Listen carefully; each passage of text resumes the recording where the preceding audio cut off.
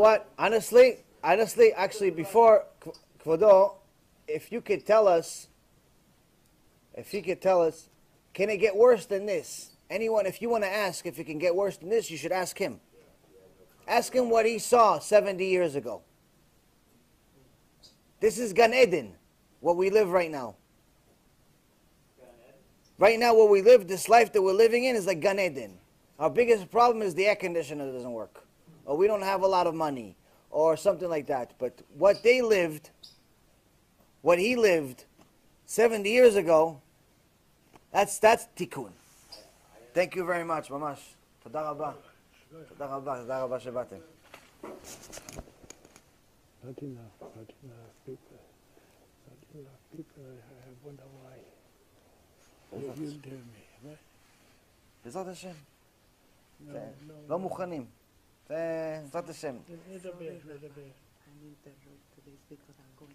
בסדר. בעזרת השם נדבר. ממש, תודה רבה, תודה לכם.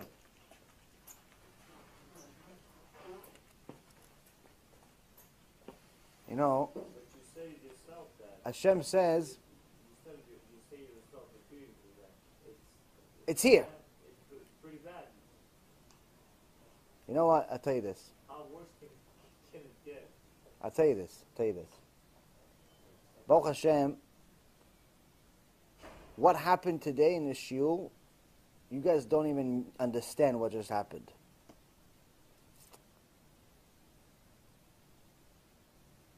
This Shiur wasn't supposed to happen, Bichlal. It's Monday. We don't have Shiurs on Monday.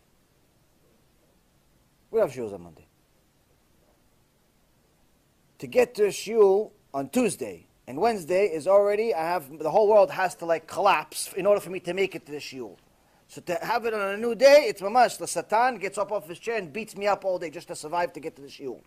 If I tell you just what happens to me on a daily basis to get to a Shiur, you guys would say, why do you even do it, Bichlal? But that's not the point. I understand now why this Shiur happened. It has everything to do with what you're saying. You're saying, how much worse can it get? Right? No, it's not. So let me answer the question. You see, Hashem Yitbarach is very kind with us. And He likes to give us support, likes to give us a push here and there. When you're doing good, He likes to give you a push. When you're doing bad, nothing happens. Well, sometimes you get punished. So Baruch Hashem, these last several months, we've had an extraordinary amount of Siyat Dishmaya. Torah, Baruch Hashem, a lot of Chidushim. The organization, Be'ezrat Hashem, growing leaps and bounds. What other organization invested millions and millions of dollars in, we're either getting it for nothing, or we're getting it for such a price that we could actually afford, which is pennies. Because we're not so big as far as financials, but whatever, we're doing what we can. We have movies that big organizations are asking me how many people I have on my staff to make these movies. There's a new movie coming out tomorrow night. Part 3 of Torah and Science and Ancient Wisdom. It's the best part out of the 3, by the way. The first 2 are amazing. Part 3 is better than both. It's amazing, mamash amazing. Phenomenal production. So months in the making. We have another movie that's also probably about 2 weeks away, 1 week away from being finished. And a few others. We have a TV station that's going to go live very soon. We have a lot of amazing things. A few books and so on.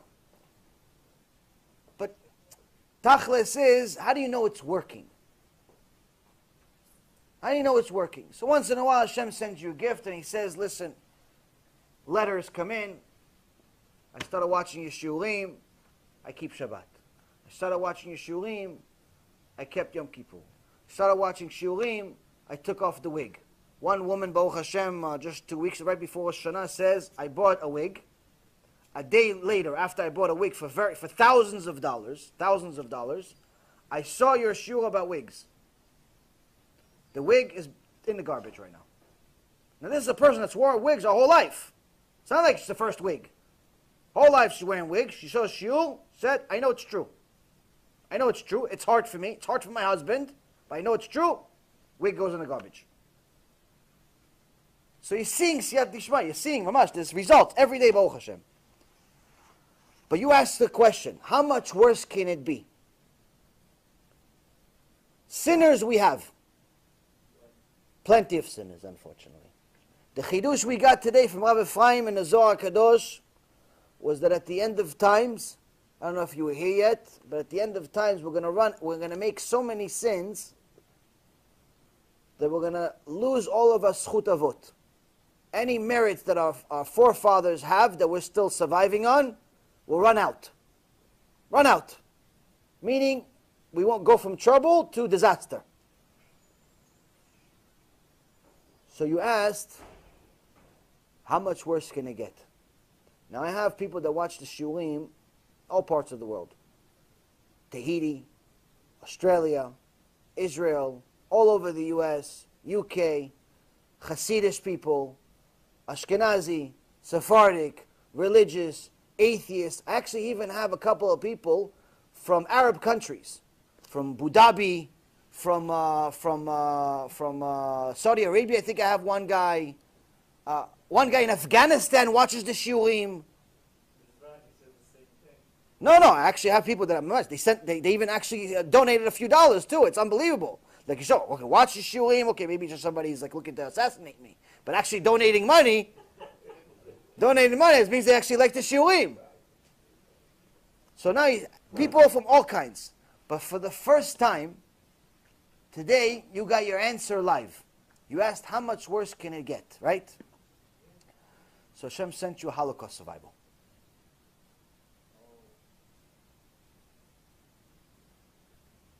The tzaddik that just left the Shiur, he's in mid-90s, he's 94 years old. Apparently he's a big fan. I met his wife right before Rosh Hashanah. And she said, right when I moved to the community, she says, I can't believe I'm meeting you. We've been watching your shiurim, blah, blah. And then she says, my husband's very upset that I met you before him, because he's even a bigger fan. So you asked, how much worse can it be?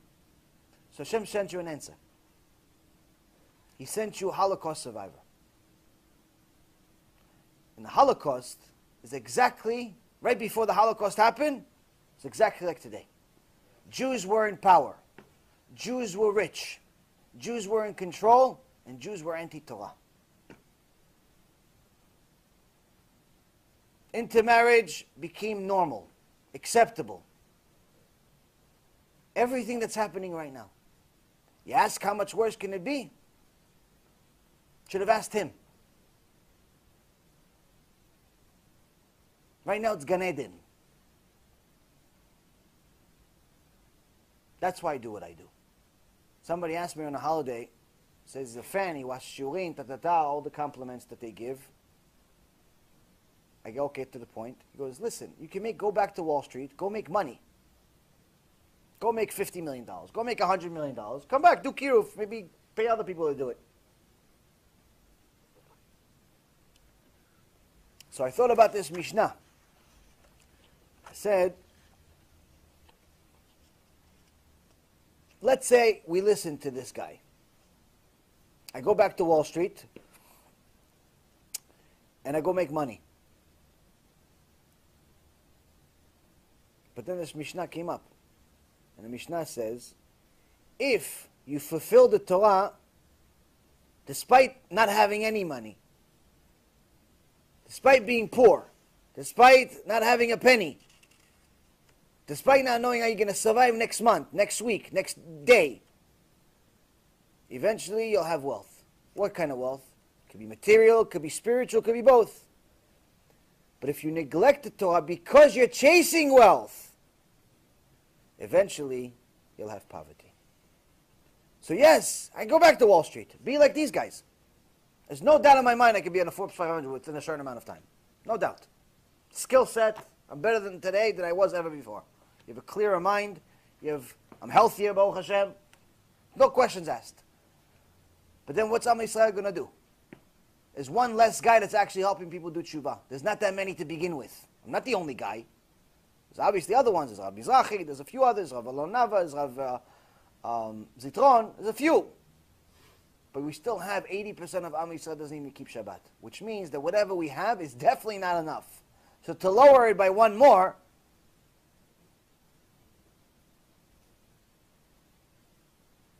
so how much worse can it be? Much worse. That's why we don't go back to Wall Street. That's why I don't care about money. That's why it's not some big gdula. I'm not some big tzaddik, so big nothing. It's just the reality.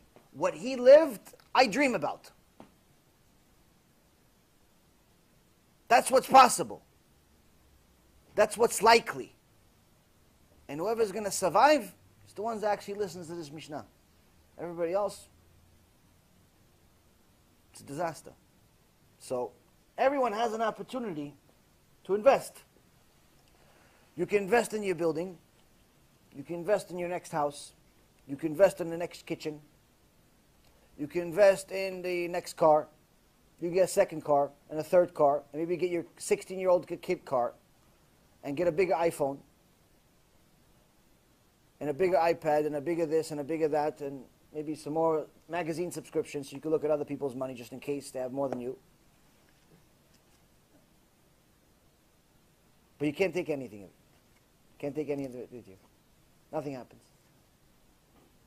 When you die, all that stuff dies with you. Somebody else takes it.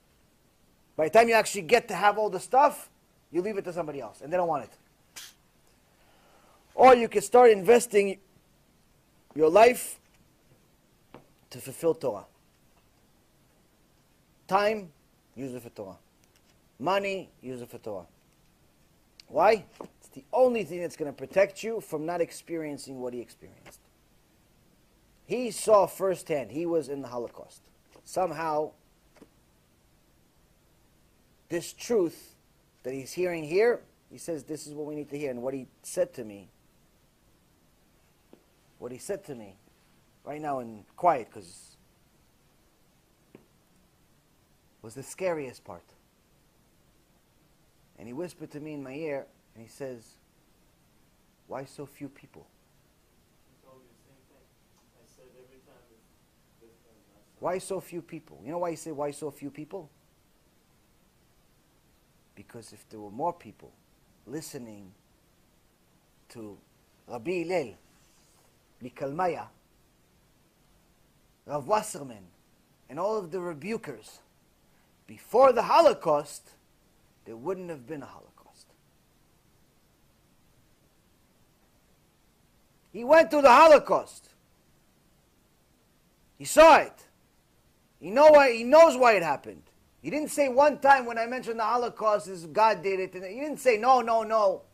He knows why it happened. He knows very well why it happened. And that's why he's asking, why so few people? Because if there was more before the Holocaust listening to the truth of Torah, there wouldn't have been a Holocaust. There wouldn't have been. There's two options in the days of Mashiach. Good way, bad way. Good way, everybody does tshuva. Bad way, Gog u'Magog. Disaster.